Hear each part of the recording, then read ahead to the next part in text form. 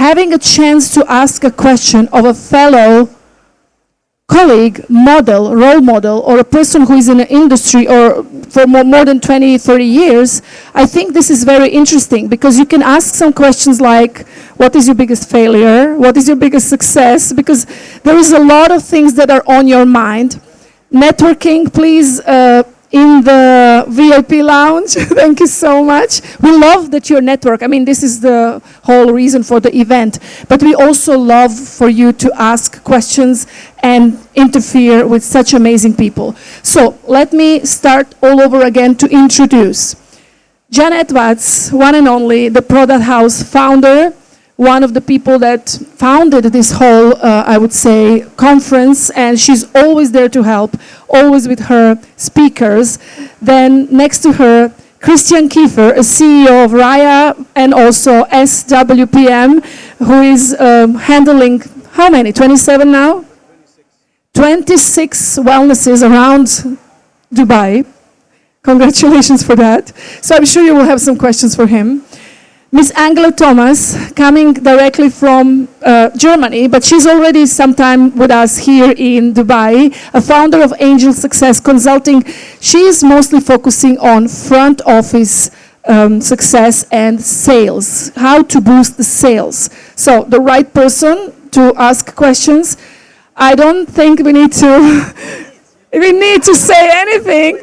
There's always new people. Mr. Sammy Gharieni, a legend of wellness and World Spa and Wellness Conference. Also, you are a person that travels the world. How many days you are in the plane, if we may ask? Every week, at least once. So if somebody knows what is trending around the world, that's Mr. Sammy. And Laura Telford, of course, Red Sea and everything that's happening out there. So I will give you the chance, and I will give the mic to you, Mr. Sammy, but one mic will go into the audience. So what are we looking here is any question that come to your mind, feel free to ask them. Shoot. Who will be the first? Maybe no one is wanting to ask a question, but oh, okay, here. I wanted to answer already on a question that would come after. Go ahead. Okay, here is the mic, and I'll be with you, and we will ask the questions. Sammy, actually the question for you will be, what will be the next innovations from Gharieni, and what are you planning to bring in the next 5-10 years? Is there going to be any surprises in the terms of product, of course? That's really a good question, but it's exactly the question that I would never answer. But I would say for sure, now there are existing technologies that we work on. I mean, it's we are in totally 250 people in the company, and we have about 10 people, engineers, R&D, and we collaborate with different partners. We cannot create everything ourselves. We need a good partnership with smart people.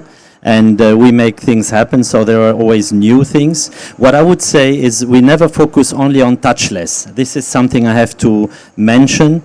Touchless was became a hype after COVID because everyone was afraid. You remember when we built this shield in plastic in order for the therapist not to touch someone, or to touch but not to, to breathe in front of her nose.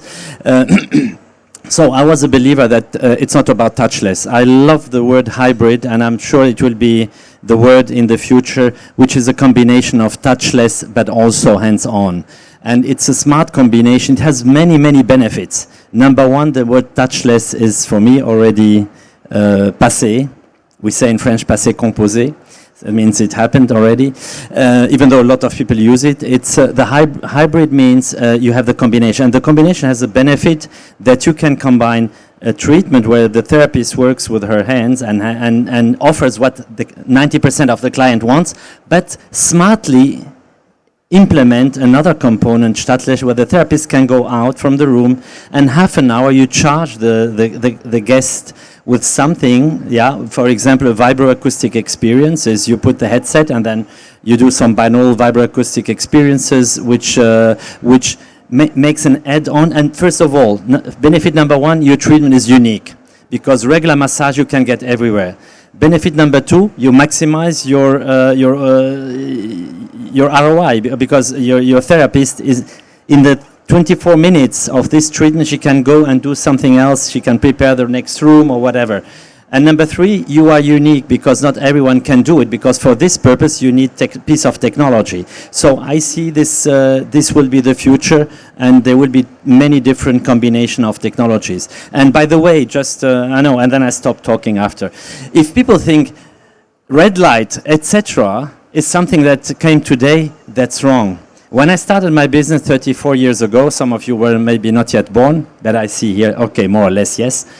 So what happened is, when I started my business, red light was there in Germany, maybe in other countries, because I mean, we have a strong German presence here, all 3 of us, and British, I think, on the yes, it's United Europe, huh? So it was there. The lymphatic drainage was there 40 years ago. So everything was there. What we all love to create new. Oh my God, that's new. No, it's not new. So this is something I always want to mention, that don't believe that cryotherapy is not new.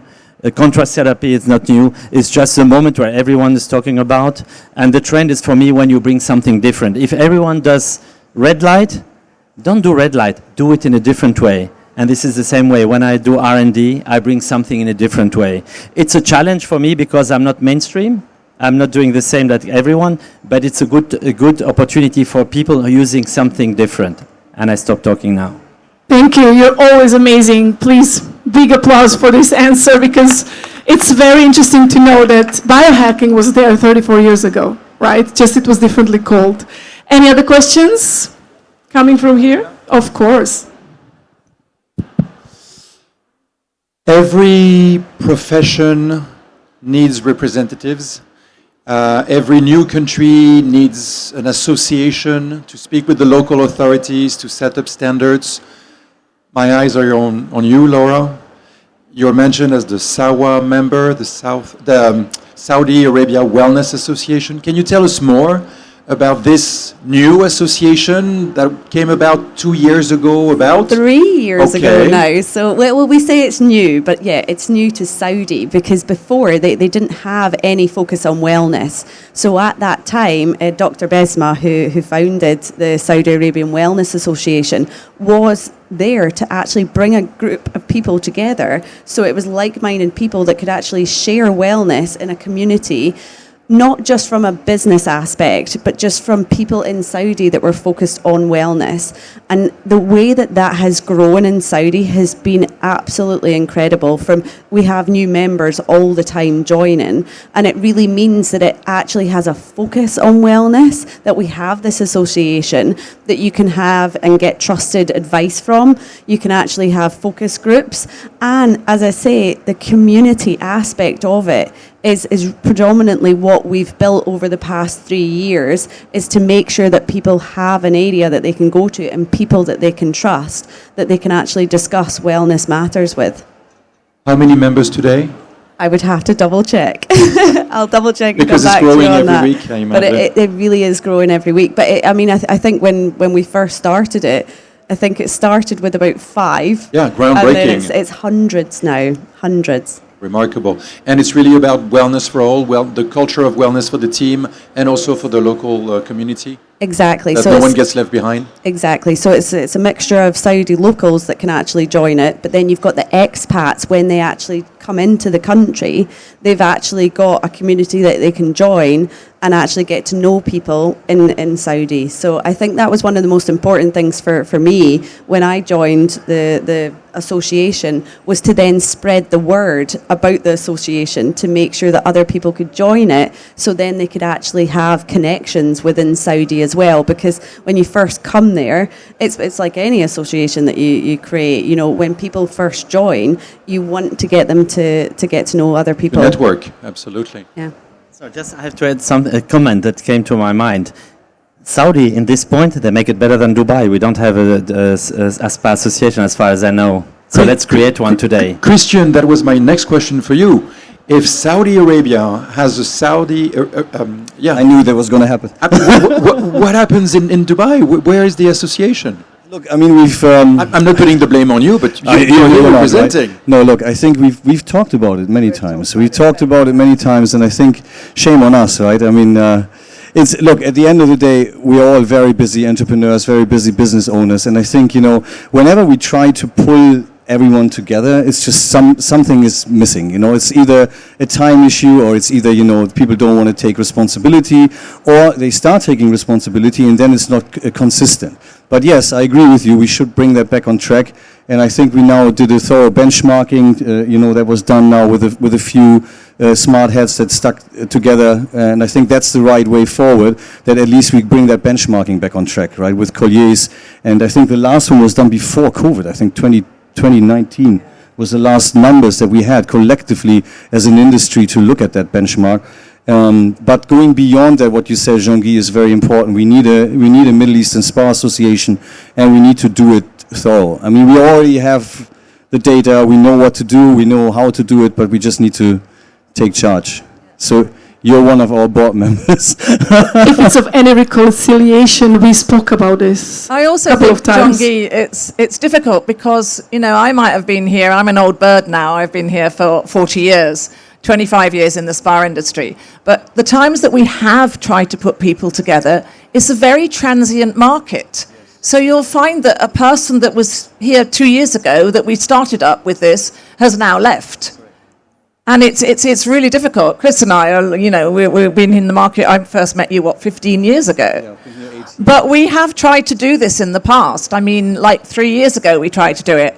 5 years ago, we tried to do it. Other people tried to do it 10 years ago. The people that tried to do it 10 years ago have all left, apart from Sharon in the audience. So I think the main problem is that we are expats trying to do it. I think we have to get locals involved. But with the UAE, it's completely different. In Saudi, they have a big indigenous population. Here, it's 10%. So, the whole equation is completely different. I think I have to say with this is, but you have to pass the baton then, and just start small. We started so small, and then we just let it grow organically. And what you'll see is that once you start just a coffee meeting, that's all we did. We just met for coffee, and then we allowed it to grow. And that's when you will find that, yes, it's very transient with people here, but you just pass that baton along. And I think a lot of that has to come down to the operators themselves. So it's not just the individual that is part of the membership, or the association. It's actually the operator themselves. It's the whole business that's part of it, because then that means anyone that then joins, they're joining that association as an operator, not just as an individual. And we have another question here. Can I just add something to that? Yeah, sorry. I also think the market's completely different because, here it's like there's so much to do in Dubai and Abu Dhabi. It's like people come here. There's so many tourists are coming here. There's so much to do. People have so much choice and things, whereas Saudi is evolving. They're just interested in doing new things. People here are spoilt for choice. So anything new isn't new in Dubai because it's old tomorrow. But in Saudi, it's a lot easier to accomplish that. And as Chris said, we're like running rabbit's tails behind us because we're just, everybody in the spa industry, Sharon will tell you, anybody in the audience who's been here for, a few years will tell us that it's just so busy, just changing so quickly. Everything changes. We live through, I've lived through the Gulf War, lived through COVID. Every time there's something else happening, the crash, the financial crash. And each time people just leave. And if we really want this to work, it has to work with the indigenous population, the local population. Correct. Yeah, that's very true. I think we can put that topic to rest and all agree that it needs to happen. I just think it will require a big sit down of some decision makers and streamline it, and it will also require some funding. I don't know how it was in Saudi, but this to kick this off the ground will require a little bit of funding as well, and that needs to come from somewhere as well. And then again, it's about that act, to commit and say this is coming from that pocket, this is coming from that pocket. And as you know, most of the corporate individuals here, they're coming from the hotel industry, and if there's something with not tangible ROI and you present it to an owner or to present it to a corporate office, it's probably going to be declined, right? So it needs to come from a private entity, but we're going to bring it back on track. You're absolutely right. Hi everyone, Mertz from Malta, own a spa chain across hotels along the island. First of all, I want to say thank you, John, and everyone for bringing so many experienced people under one roof in our niche. That's, I think, remarkable. So I have a question, but it's more of I'm hoping it'll spark a little bit of a discussion among the panelists, maybe a heated debate, who knows. First of all, I've been in the industry for 27 years, born into it, my family business, so definitely would love to get you guys' expertise and background on this question, which is one side of the argument always is about innovating, and I think, Sammy, you touched on a lot of that, innovating with different modalities, different technologies, and keeping, cutting edge.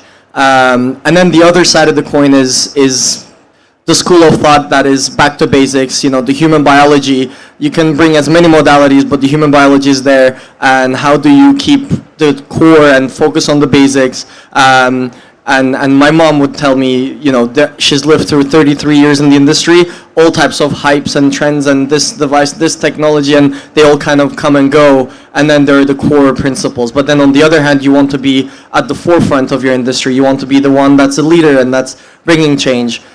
Where do you guys sit? I think Sammy's going to be on the pioneering, and I'm hoping there's someone to counter that. I'm looking at Chris, but I don't know. Well, I said it today already I think not only once. I think I even said it on the earlier panel. Look, for me, the whole wellness and the whole, movement into that direction is the sand that is falling in the cracks. People are coming to the spa for a good 60-minute massage.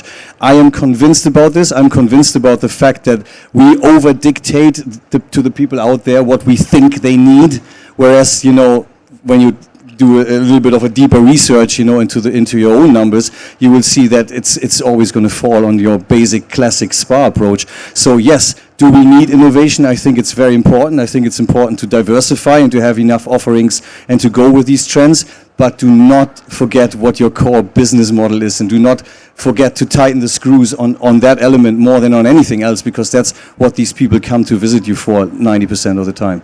It is a nice to have, and it's great to innovate, but I think if you want to diversify into anything like crazy in terms of biohacking and in terms of anything that is higher pricing and boosting your average check from 400 dirhams to 1,500 dirhams by adding all of these technologies in, then please open up another center and focus on it there and make that your core focus, but don't dilute your core offerings. That's my belief, but that's my personal opinion. So don't hold me down to it. So spiking your discussion now.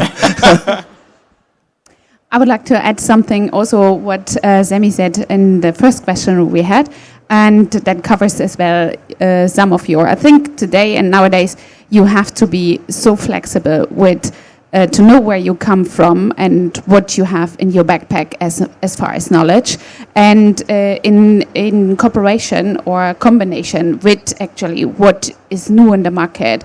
So even Albert Einstein said one time, you cannot innovate endless new things only by using the sources that you have, but you can endless innovate new things by combine everything what you have, actually the old, the well-known things, and also the innovation trends as far as something. When we come, for example, to the front desk performance, that what I'm standing for is actually that we not training anymore the front desk person. We can, but nowadays, if we combine the front desk knowledge or performance with AI generated course, then it is something on a totally other level. As I heard in a previous discussion on a panel, that there are so realistic AI voices that can actually be trained on the script, on the treatments that you have, on the outcome that you want to have, actually to have a very scalable business, basically, in a performance, without any misunderstanding on the phone, without any strong accents that maybe people don't understand, such as me with German, such as with all kind of accents that there are. So to come back to your question is actually good thing to your mom, and you'll be very lucky to be born into this beautiful industry. And she's totally right. Stick to the roots, but always do it like Narioki Kano, who innovates always the performance of your salon, of your spa, actually with something new to be beyond of average. What can I add to that? So what is right, what is wrong? What can I do in a good way and in a wrong way? It's all about also like what you said, simply you are specialized in massage. For me, you are the massage specialist. I cannot go to Christian and expect a technology hub because you focus on that. You are successful what you are doing. It doesn't mean that that everyone should do massage, which is stupidity. And you created the kind of things. That's wrong. People say, 90% come for massage, but be smart and make them willing maybe something different. And this is very important. What I tell when people come to us and they want to buy technologies, I usually would say, you know what, if you have a successful business model, go with it. Take one technology which you think would fit the best to your client. Understand your clients. You can go there and buy some red light, and I will repeat the same words because very famous word, and hyperbaric chamber, and you are there. Oh, where are the clients? No, they go to anyone else because there is nothing new, So it's all about what is your existing business delivering, and for sure stick to what you know. And in 34 years, I think your mom. When did she start her business? When? 90. Me 91, so I'm younger. Okay, I started with nothing and knew nothing, so I learned a little, and then I can do a little more today. But it's also what I learned in 34 years from the other side. So I'm not offering treatments. I learned that time changes. When I started my business, I was simply in manufacturing treatment beds, treatment chairs for facials and all these kind of things. That was 34 years ago the common thing. Like spa, wellness didn't really didn't exist. There was only massage, but massage was another world. What happened? It's naturally these two came together. It's like now you see it with gyms and so there are things happening that you cannot really control, whether you think that works for your clients or maybe you want to reach a little other clients sometimes. So don't be a bazaar of things because then you will fail most of the time. Have your business model, and an entrepreneur can win and can lose. I did a lot of developments, or couple, not so a lot, otherwise you think I develop only rubbish, whereas I lost a lot of money. Like I did 25 years ago, a robot-looking machine for the face. It was really, wow, futuristic. People said it's like from another planet, but it stayed in the other planet. So this is just to give you an example as an entrepreneur. Whatever you do, you do massage or you do biohacking or you come from the gym. Also, the gym people, they wanna be successful. What is a gym? It's always a lot of steel equipment, build up steel, and everyone has this equipment. So how can you be different? You wanna buy all the other technologies and be like everyone? Or you wanna have your own business model, like Core, for example. They have a clear business model. And there are so endless possibilities of combining things. But be smart and try always, because trying is an entrepreneur thing.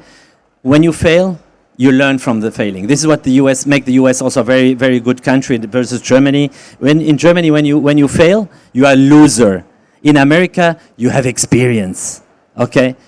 I hope I answered your question. Yeah, can I double click into something else? Ask them. Me ask all the time. No, but actually, I would love to one thing that perplexes me is the idea of when it comes to innovation, new devices, new technologies. Do you go to an already existing market or you're becoming a market maker? So what I mean is, let's say hydrofacial is very common, everybody knows. So that's you get that and you can tap into an already big market, or you try to come up with a new device and create the market. How can you win in that space? That's a very good question. This is what I tell people when they have skincare brands, that all of them are unknown. Sorry, I'm talking about skincare now. And if you have one brand that everyone knows, it will be easier marketing. When you have all unknown brands, it's more complicated. So it's a pioneering thing. It's the same with hydrofacial. Everyone knows hydrofacial, which is good and bad at the same time because everyone has it. But if you try, I mean, it's easy marketing for you because you put it there, you add it to your services, and people come from outside.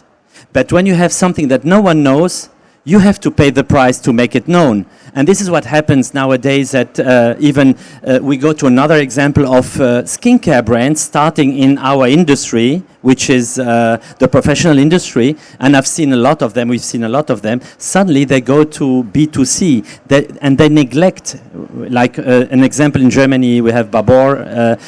They neglect their own market because they see a bigger opportunities. They see hundreds of millions versus a market which is limited maybe to 20, 30, 40 million. So to answer your question, you go with whatever known, it's good, it's easy. But when you go with unknown, it's more effort from you, means more money. But you create your niche. And the smart thing, do both. My thinking. Yeah, you touched on brands there, which is I can't just sit here being quiet when you touch on brands. So for us, I think the most important thing is evolution, to evolve all the time. I mean, we started off 25 years ago with one brand.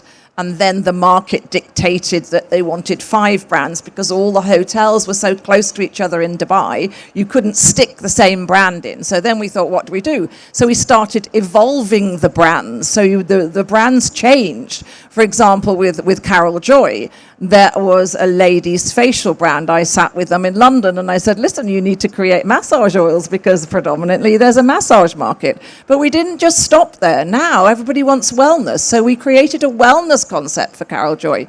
The same with Homage. Homage was a shaving brand. Then we changed it into a facial brand. Then we changed it into a body brand. And now we've integrated, just as you do when you evolve, it's technologies. We now have Homage with a hyper ice machine. We have Homage with cryotherapy. We have Homage with an aroma ball because people want to have that choice. So I don't think you can just stagnate and say, yes, we can just offer massage.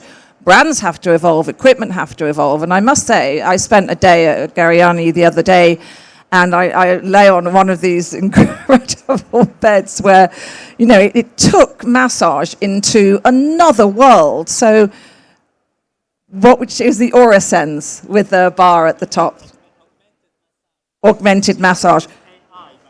So it uses AI, but from doing a basic massage, which Chris was talking about, you do a massage where you're doing effleurage and you're going like this and you can hear the sound of the waves around you. You start tapping and you can hear raindrops around you. You start doing this and you can hear singing bowls. So Sammy's right. You integrate the old and the new. A lot of the equipment that you have is based on old stories. The quartz bed, psalmotherapy, came from sand bathing in Egypt thousands of years ago. So I think, yes, you have to evolve. Otherwise, the story becomes boring. And I'm a storyteller. I've been in marketing for 40 years. So you have to evolve. You have to make sure that it stays, I know it's an overused word, on trend, but you have to make sure that you're giving people and you're growing constantly. Imagine when I started in spa, we just started having mobile phones. Yeah? When I started in marketing 40 years ago, I didn't have a laptop. I had to write all my reports on a mainframe. And I could do 1 report a month. Now I do 5 reports a day. So imagine if you didn't evolve, if you didn't change, if you just stuck to those standard massage practices, it all has to change. It changes with the way you live. And yes, there will be some people who just say, yeah, I want a standard massage. I still want to have that normal massage. But there will be an awful lot of people who will demand a lot more in this fast-moving environment. I think maybe what I said was a little misunderstood, so I clarify this for the both of you one more time. We have pioneered hospitality wellness in this region, right? We have created 2 brands that carry the wellness in the name, and we have all of these wellness modalities on the menu. What I'm saying is, we do it all. However you educate, your client is preferring a 60-minute massage, right? what is very essential is to have it on offer, to be able to communicate this offering and the enhanced, service to the client. But I'm also convinced that if you want to do things right, you diversify into one segment. You have a clinic, you do a clinical approach. You have a spa, you do a spa approach, but you enhance your service offerings. So I think you need to have it all, and you need to have a choice. You need to have on the menu everything that you can do, and you need to keep it fun. That's also something that nobody spoke about, right? Your equipment is fun, right? There's a lot of aspects where you want to lay down, you want to try, you want to enjoy, you want to have an experience. Treatments, great. Experiences, better.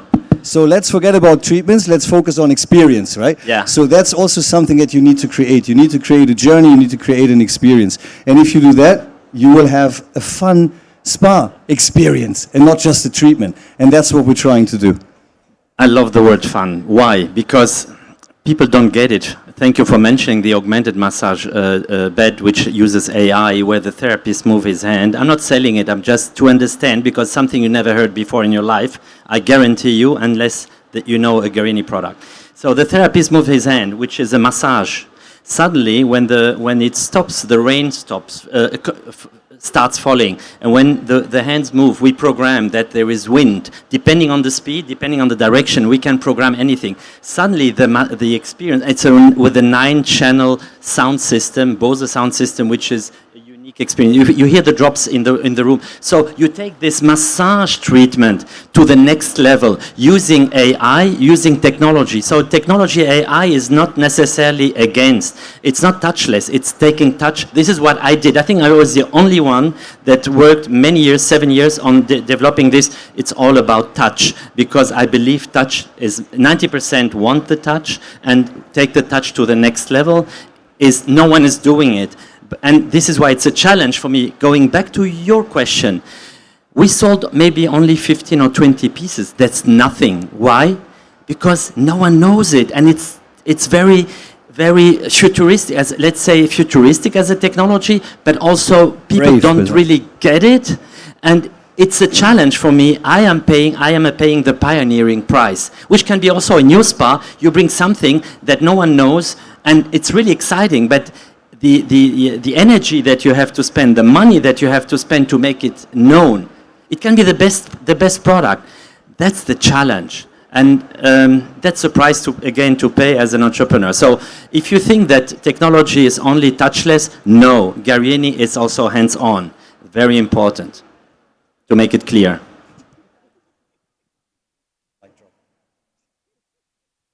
So I have to stand in front of this beautiful panel and say that the whole day went by, and I must say everything was amazing. But this panel always excites me, because you never know what you will get with such great minds on stage. I have one question. Does anybody else wants to ask something? All right. And then I'll go back to after me. I have a question, because on the last conference when we had Voices, we had young entrepreneurs wondering if this is the right choice or not right choice. And the question was, what is, in your opinion, and I will ask each and every one of you, a biggest mistake that you have done? I think, to be fair, one of my biggest mistakes that I made was when I moved to Saudi. And sorry, let me continue on with that. And I moved to Saudi, and when I moved to Saudi, I made the mistake of thinking that I could treat it like the UK. And the first 4 months that I was there, I couldn't understand why I wasn't being perceived in the right way, or, I wasn't getting everyone to buy into the vision that I had. And I think after 4 months, I very, very quickly realized there was a turning point when I realized that I was there to educate people and actually make an impact that way. And it was those 4 months of just, as I say, coming in with a UK mindset into a new country that I wish that I had just come in with an open mind beforehand and spoken to people before I'd actually come into the country. And this is where, the association really does come into it, because if I'd had that coming into the country or before I'd come, it would have helped me. But I think that was probably one of my biggest learnings in life, to be honest. Fantastic. Love it.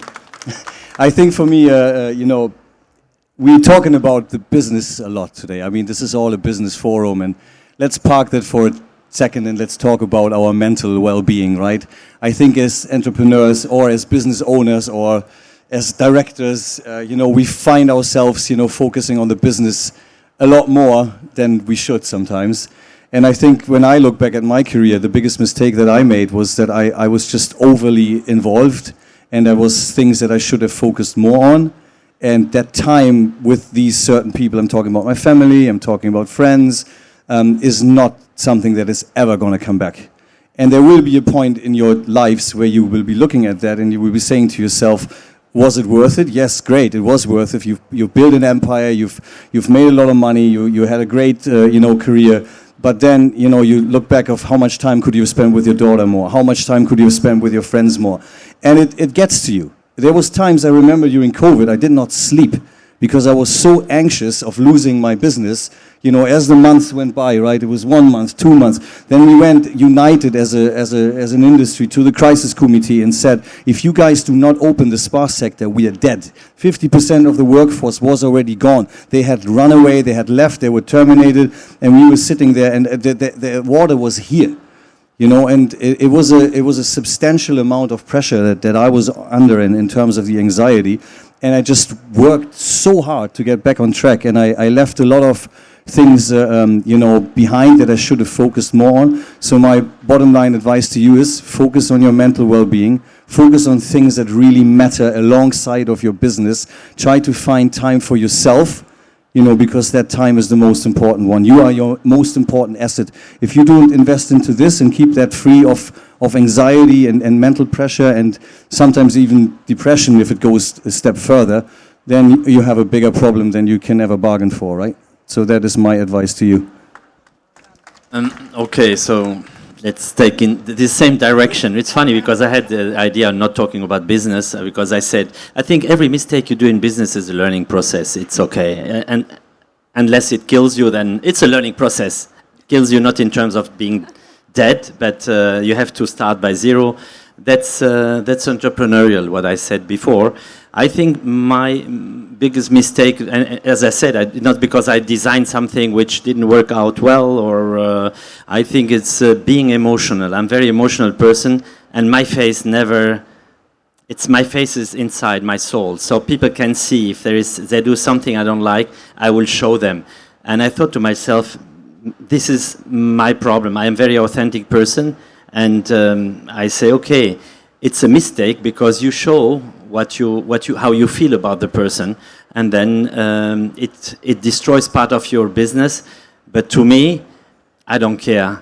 And one thing I have to say now, I reached like a couple of months ago 60. When I remember I started 26. It's a learning process. Nowadays, I don't care because I want to work with honest people. I want to say, you know what, I don't want this deal. Doesn't mean that, please, if you have business, don't come to me. I don't want this deal because these people are toxic, and I don't want to mingle with this type of people. I became like selective in a way that I say, I won't spend my time with people I feel well. And Janette, she's a very good friend of mine, and this is, I think, very important to me. Now that I reach the age where I can select, it's a kind of luxury to say I select my business according to my feelings to it. So is this a mistake? Yes, it is a mistake, but it is me, and I cannot change myself. I cannot smile to people where I think, I need only your money, and then for the rest, FYI without I, it's better. And I think, Sammy, that is why everybody loves you. Being authenticity or having authenticity is something that it's actually a big mistake not to have it, I suppose. So that everybody envies about you. So I also envy the definition of mistakes that you earlier had, because that's something that I can strongly underline. To make mistakes is such a blessing. I celebrate in my company always mistakes been done, and if an employer wants to leave because they did some mistake, I insist of them to stay to learn from it and to actually get it all back and into the environment of my business. However, my biggest mistake that I wanted to mention, also Janette has touched points on that, is actually not to listen to your gut feeling. In our world, we look always outside and listen to our logical mind, which has been influenced by our environment that we are in. That's also a big point, that we have to look out the environment that we are in. So if you feel not aligned with what is your environment actually implementing in your logical mind, and you follow their route, their advice, do in entrepreneurship what they tell you to do in order for being seen of what they want you to look like, that is totally not aligned with your vision, then it drops down at your feet at one point. So don't make that mistake that I can only recommend to not to listen to your gut feeling. In the first moment that you have this feeling, which is very slow and low, this voice out of your stomach, then you should listen to it. Because if we overdrive always with our logical thinking, the decisions that we should make or wanted to make, then we'll never get on the way. And believe me, universe always puts the same lesson in front of you, whether you want it or not, you have to eat it up then. And that's when you are not moving forward in your business. And everything comes with a very big ease if you follow your gut feeling, even if it means you going out of your comfort zone because your environment tells you not to do what to do, how to do. If you feel to do it totally different, for example, moving to Dubai, in my case, was an actually very controversial thing to do with the business I had in Germany, but yet it was the decision that I made that came from my stomach, and it was the best decision that I made, basically, to come over here. So it goes very easy by doing what your stomach feeling is telling you to do, and I can only encourage you to go with that, even if that means leaving your comfort zone, which is also an entrepreneurial behavior or a skill that you have to learn. Always leave your comfort zone.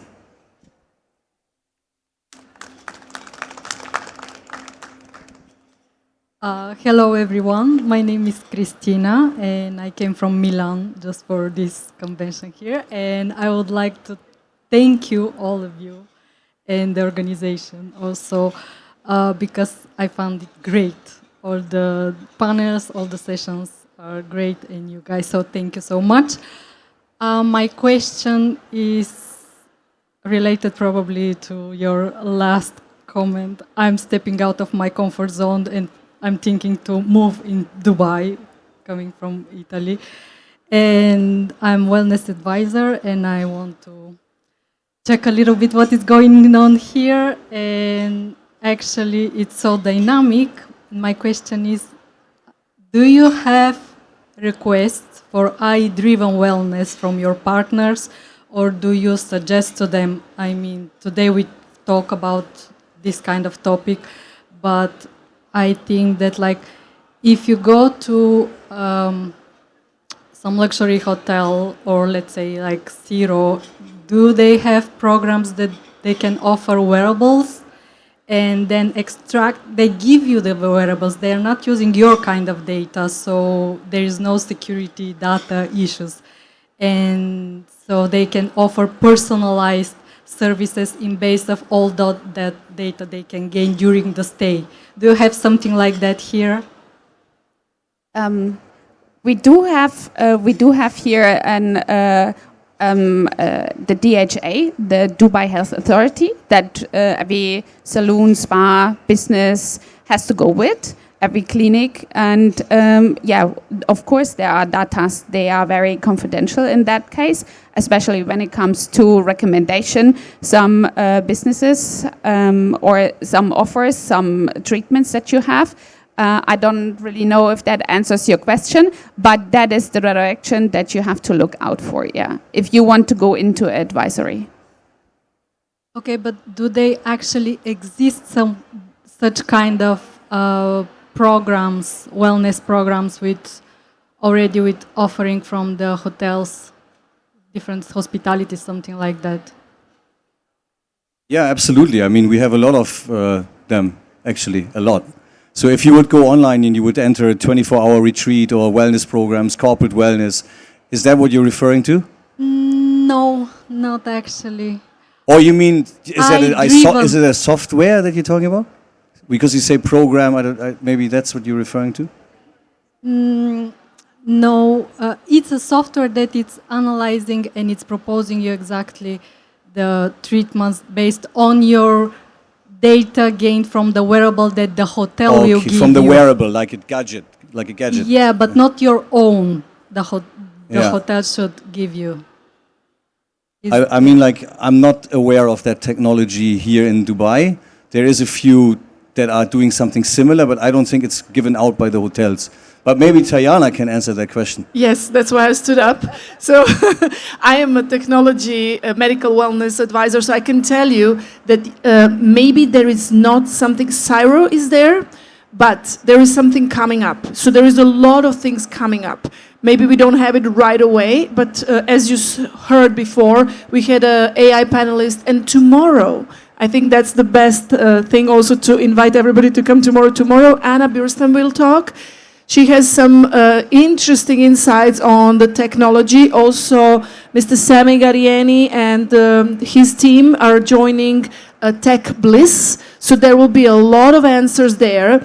Of course, not everybody wants to unveil the secrets right now, but they will say it tomorrow. So there is a lot happening in Dubai. Dubai is a very, I will say, science fiction city. Everybody's calling Dubai science fiction city. So this is why, I'm sure in Saudi and in Dubai, in your wellness, there will be a lot of, very quickly, a lot of gadgets that are going to be integrated into platforms, etc., etc. So the answer is yes, it's coming. Is it already there? Not really. So it's the right time for you to be here. Thank you. Just to add something to that, Dubai, when you see some on the web, some of my speeches, I say it's my lab. It's the lab. You can try everything in Dubai.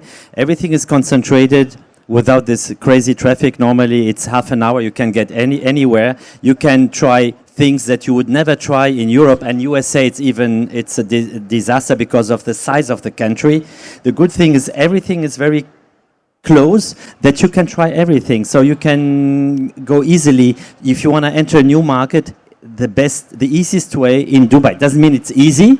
It's easier than trying to do it in the United States or in Europe. In Europe, you have the barrier of the different countries. You can be successful in Italy, but in order to get to Portugal, you need all your documents in Portuguese and blah, blah, blah. Mentality, not only language, also the mentality. Taking Belgium, small country, 3 languages, officially as Flemish, French and German. So even that market is so difficult. In Dubai, 90% expats, we all speak English, even the locals. So in terms of language, easy. In terms of diversity, easy. That's the place to try. Not Saudi, not USA, not Europe. If someone is not okay with it, I want to discuss with him. So who is not with it? Because Dubai is, I always say, it's not only about the city, it's about the citizens of Dubai. I think we all gathered, like all visionary people, because of this reason, we were attracted to Dubai, and that's where we all are, fulfilling our dreams, our visions. So I would say Dubai is a visionary city. This is where you do your business when you want to, place your vision out there. Sammy knows me for 15 years plus. I don't know. I don't want to mention. I start very early, 8 years old. But I was 15 years ago, launching DNA Wellness. We started to, and everybody here knows me about that. So I really, when I mentioned it, tell me honestly, you thought like, what is this girl doing? I didn't understand, by the way. She was ahead of her time. I have to say, true. Yeah, And that's you told my me mistake. this, I say this word Yes. I'd never heard before. You know, it's like the word biohacking today, you would say it 10 years ago, it's like you come from another planet. So, and I kept it in mind. And then suddenly I heard people talking about something. I said, oh, connect the dots. This is what she told me 5 years ago. You remember? I remember. And this was the reason you came to Dubai because of you. Thank you. I say, Thank you to you. no, I say always, Sammy is a person who changed my life because I did have this vision and a dream, but I come from Croatia. So back to your question, you know, like, can I launch this in Croatia? No, absolutely not. So I have to come to some country. But I launched it, so talking about mistakes, I launched it in Doha. Not to say anything wrong, but you know, you can comment on that if you want. I also had businesses in Doha, so I'm not going to. They're no longer there, so that's all I'm going to say. No, I think Dubai is a city of opportunity, and I think it's very easy to get to where you want to go pretty quick if you're good in what you do and just keep focused. And if one thing doesn't work out, you always have another chance, right? And it's a numbers game. There's so much growth here, so many different revenue streams that you can tap into, and I think it's a trial and error. And I've honestly had entrepreneurs contacting me over LinkedIn, very stern approach, very bold. I love it, I would never give them the time if I would be in Germany or whatever. I would probably never be even drawn into this. But here, it's this whole meet and greet and getting to know each other and seeing what can you do for me, how can you add value to my business, how can I add value to your business. And I think Dubai has perfected that as a city, I have to say. I think we drained everything out of these panelists. Thank you so much for doing this for me. It's again one of my visions. I have to be honest. This panel is actually what we tested in Abu Dhabi. It's voices of the industry, meaning we never did it before. So back to your question about being a pioneer, it is not easy. But the vision is there, and we so enjoyed it because the conversation goes to another level. In 5 seconds, you're in one topic. In 10 minutes, you're in another topic. And I really love to bring experts on stage and just randomly ask them questions. And by the way, when you are a pioneer, if people copy you, no problem. You know why? Because you are a pioneer, they copy the idea from yesterday. This is what I say. You, as a pioneer, have an idea for the next day and the next time. You always need the zeros behind you to be the number one. Thank you. And I think we can wrap it up with this. Thank you, everybody.